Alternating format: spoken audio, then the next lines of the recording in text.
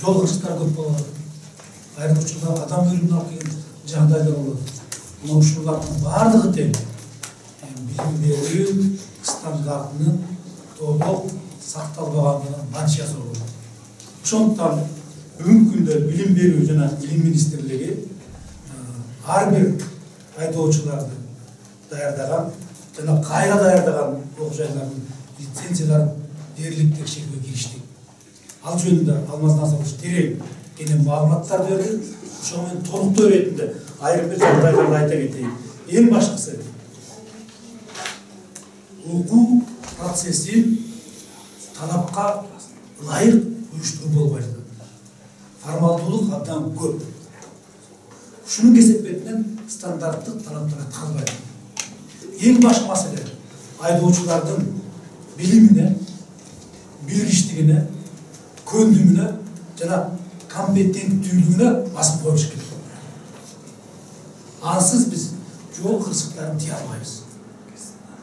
Ошондуктан эң башкы маселе окуу материалдык базасы бүгүнкү күнгө талапка жооп бериш керек. Ошондой эле окутуп үйрөтүүчү каражаттар бүгүнкү талапка жооп бериш керек. Мындан тышкары педагогикалык кадрлардын билими, маданияты, педагогикалык чеберчилиги актуалдуу бойдон калбайт. Мындан тышкары мектептердин окуу методикалык базасы, окуу методикалык комплекстери талапка жооп бербей жатат. Мына ушулардын баардыгын биз чече алсак, анда иште жыгыштар болот.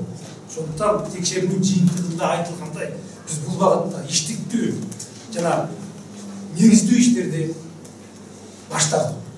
Бул токтоп калбайт. Өзүңүздөр билесиздер, мына жогоруда маалыматта айтып өтүлдү, 249 мектептин 95 гана башка 38 гана проценти талапка жооп берет.